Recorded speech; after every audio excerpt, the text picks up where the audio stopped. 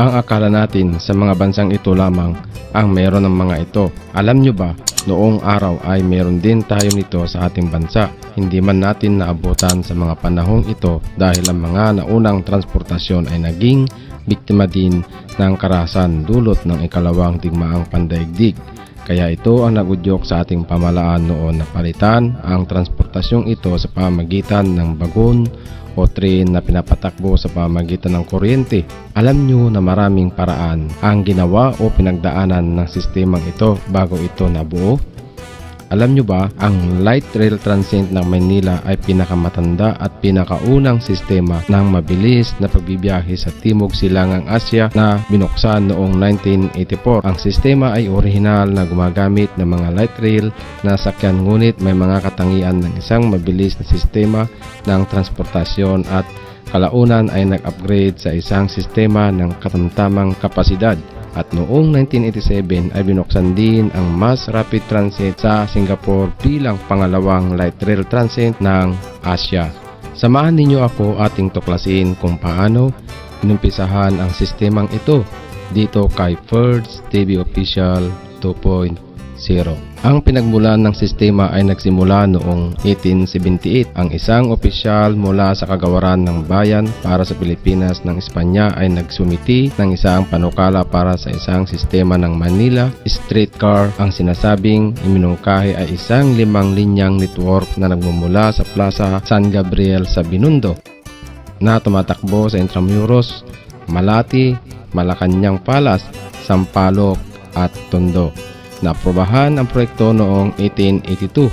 Ito ay itinatag ng negosyanteng Espanyol-Aleman na si Jacobo Zubel de Songrones at isang inhinyerong Espanyol na si Luciano M. Brimon at ang bangkerong Espanyol na si Adolfo Bayo. Ang Kumpanya de los Tranvías de Pilipinas ang naatasan upang patakbuhin ang konsesyon na ipinagkaloob ng pamahalaang kolonyal ng Espanya noon. Ang linya ng Palasyo ng Malacañang ay pinalitan ng maglaon ang isang linya na nag-uugnay sa Manila sa Malabon at nagsimula ang pagtatayo noong 1885. 4 na German-made steam-operated locomotives at 8 coach para sa 9 na pasahero bawat isa ang bumubuo sa mga unang asset ng kumpanya. Ang linya ng Manila-Malabon ay unang linya ng bagong sistema na natapos na binuksan sa publiko noong Oktubre 20, 1888 at ang natitirang bahagi ng network ay nagbukas noong 1889. Sa simula ay napatunayang sikat na ang linyang ito na may mga serbisyong nagbumula sa Tondo na nagbubukas sa publiko umpisa alas 5:30 ng umaga at nagtatapos ng alas 7:30 ng gabi, habang ang mga biyahe mula sa Malabon ay mula alas 6 ng umaga hanggang alas 8 ng gabi. Sa pagkuha ng Amerika sa Pilipinas, pinahintulutan ng Komisyon ng Pilipinas ang Manila Electric Railroad and Light Company o Meralco na kunin ang mga ari-arian ng Kumpanya de los Tranvías de Pilipinas kasama ang una sa 12 ipinag-uutos na electric tranvia o tram, mga linyang pinamalaan ng Meralco na pagbubukas sa Maynila noong 1905. Sa pagtatapos ng unang taon,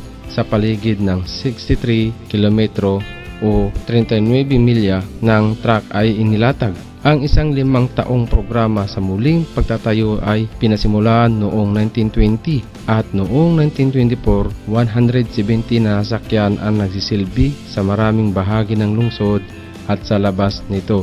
Bagaman ito ay isa sa mahusay na sistema para sa 220,000 na naninirahan sa lungsod, ngunit noong 1930s ang network ng tramvya ay tumigil sa paglawak dahil ang sistema ay nagsara noong ikalawang digmaang pandaigdig. Sa pagkatapos ng digmaan, ang network ng tram ay nasira nang hindi na nasaayos sa gitna ng isang lungsod na gumuho. Ito ay binuwag, kaya't ang mga jeepney ang naging pangunahing paraan ng transportasyon ng lungsod noon na dumadaan sa mga ruta na minsanang pinaglilingkuran ng mga linya ng tram.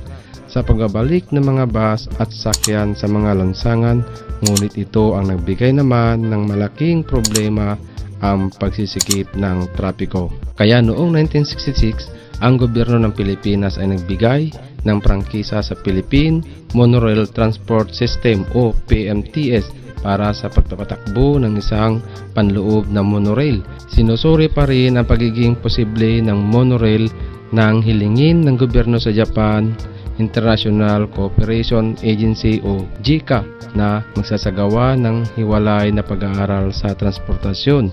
Ito ay hinanda sa pagitan ng 1971 at 1973. Iminungkahi ng pag-aaral ng JICA ang isang seri ng mga circumferential at radial na kalsada, isang sistema ng mabilis na transit sa loob ng lungsod, isang commuter railway at isang expressway na may 3 sangay. Pagkatapos ng karagdagang pagsusuri, maraming rekomendasyon ang pinagtibay, gayunpaman wala sa kanila ang nagsasangkot ng mabilis na pagbibiyahe at ang monorail ay hindi kailanman ginawa hanggang ang prangkisa ng PMTS ay nag-expire noong 1974. Isa pang pag-aaral ang sinagawa sa pagitan ng 1976 at 1977. Sa pagkakataong ito ng Freeman, Fox and Associates at pinunduhan ng World Bank, ito ay orihinal na nagmumungkahi ng isang release sa antas ng kalye, ngunit ang mga rekomendasyon nito ay binago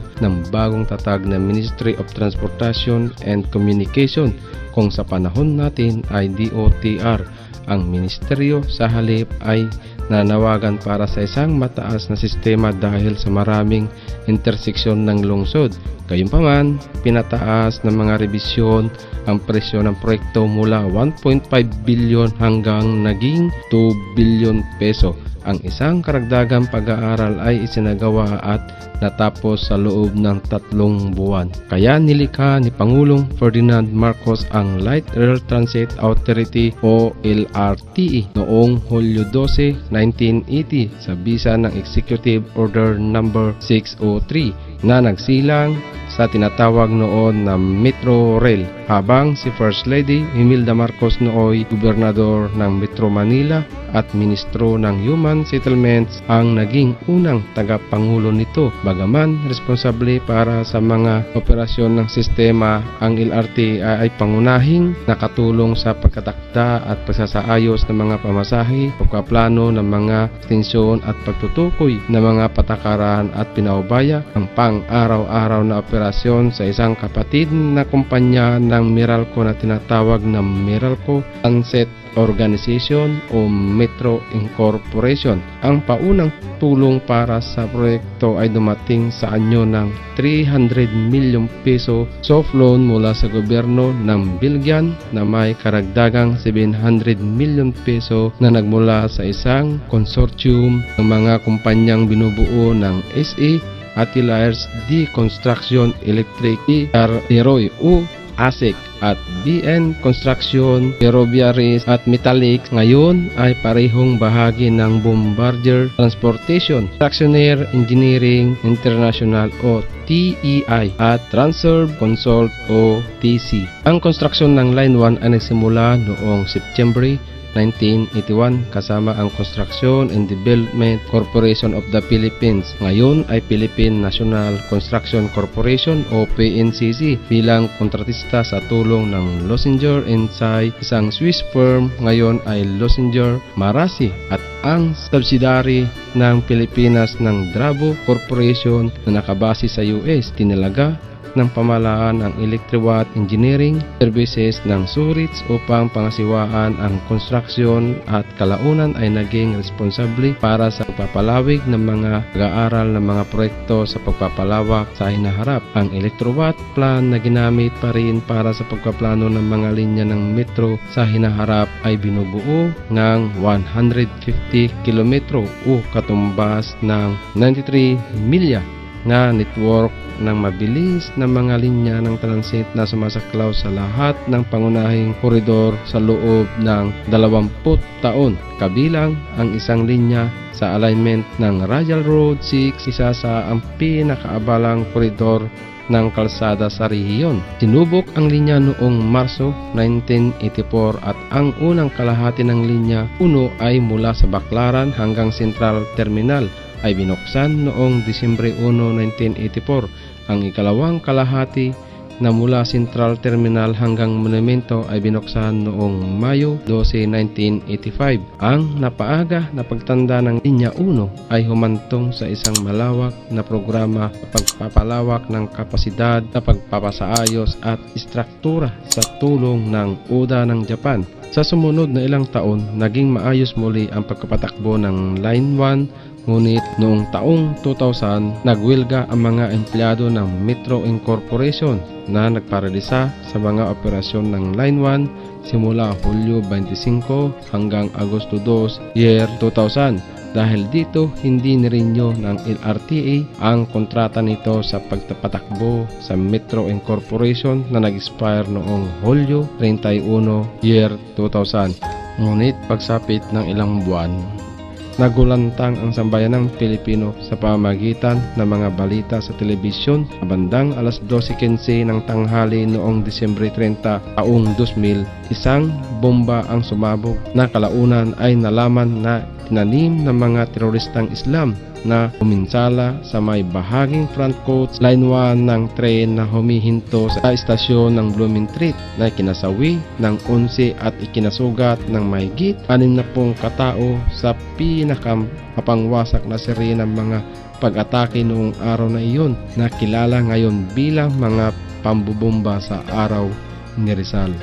Bilang mamayang Pilipino, tungkulin natin ang alagaan at ingatan ang meron tayong pag-aari sa pamamagitan ng ating gobyerno upang sa ganon matamo natin ang tuloy-tuloy na pag-unlad ng ating bayan. Laging mapagmatsyag o mapanuri sa bawat sandali at tayo'y nasa lansangan o nasa labas ng ating mga tahanan para laging matiyak ang ating kaligtasan at kaligtasan ng bawat mamamayan na inosente. Muli, maraming salamat. Paalam!